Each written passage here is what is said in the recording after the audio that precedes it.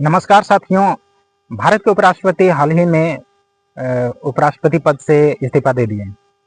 भारत के उपराष्ट्रपति जगदीप धनखड़ जो हाल ही में इस्तीफा दे दिए। इस्तीफा देने का बहुत सारे कारण बताए जा रहे हैं और बहुत सारे कारण में अभी ऑफिशियली कोई कारण सामने आया नहीं है, लेकिन सूत्रों के माने, अलग अलग न्यूज चैनलों के माने तो तरह तरह के कारण बताए जा रहे हैं। किन्हीं का कहना है कि किसानों के प्रति वो ज़्यादा आवाज़ उठाते थे, इस कारण से।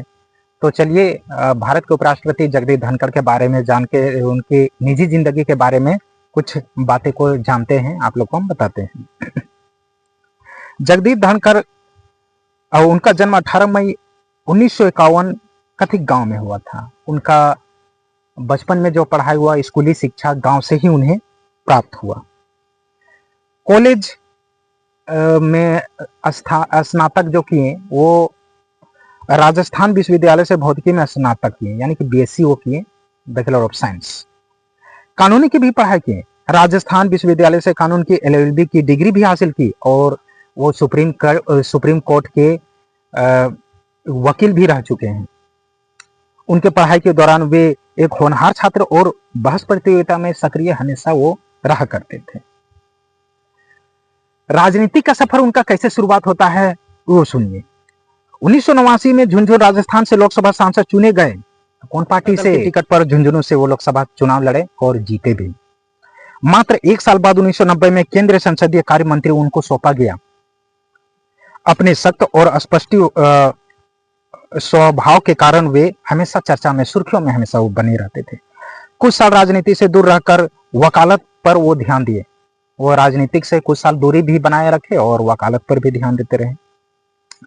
30 जुलाई 2019 को उन्हें पश्चिम बंगाल का राज्यपाल बनाया गया और राज्यपाल बनने के बाद वो हमेशा सख्त डिसीजन लेते थे। इस कारण से वो हमेशा सुर्खियों में बने रहते थे। पश्चिम बंगाल में उनके कार्यकाल के दौरान मुख्यमंत्री ममता बनर्जी के साथ कई मुद्दों पर उनके मतभेद भी होते रहते थे। जैसे सरकार और राज्यपाल के बीच में कोई कारणों से उनके सख्त अंदाज के कारण मतभेद होते रहता था।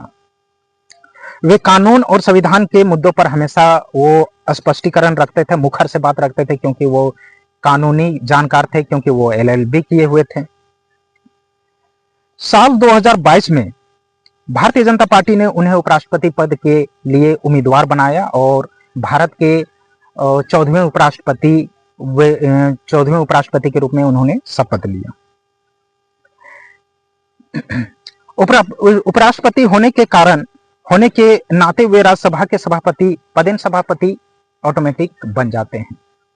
वे देश की राजनीति में संविधान के रक्षक और सख्त प्रशासक के रूप में भी जाने जाते हैं। उनकी कुछ उपलब्धियां के बारे में जानते हैं, खास बातें जानते हैं। किसान परिवार से निकलकर देश के सर्वोच्च पद तक पहुंचना उनकी एक बड़ी उपलब्धियां थी। उनके बारे में आप कभी उनका भाषण सुने होंगे तो वो हमेशा बोलते हैं, खुले मंचों में वो हमेशा अपने बात को रखते हैं कि मैं किसान परिवार से बिलोंग करता हूं, मैं किसान का बेटा हूं, मैं जाट का बेटा हूं।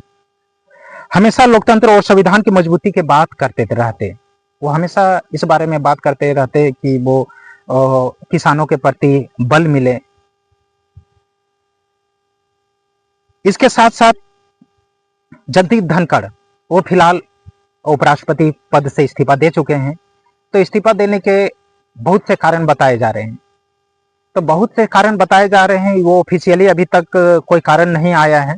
अभी सरकार तरफ से भी उन्हें किसी तरह से ये बात नहीं आया है कि किस कारण से दिया गया, लेकिन अलग अलग सुर्खियों के माने, अलग अलग न्यूज चैनलों के माने तो किन्हीं को बताया जाता है कि वो खुले मंचों से हमेशा वो किसानों के प्रति मुद्दा उठाते रहते थे।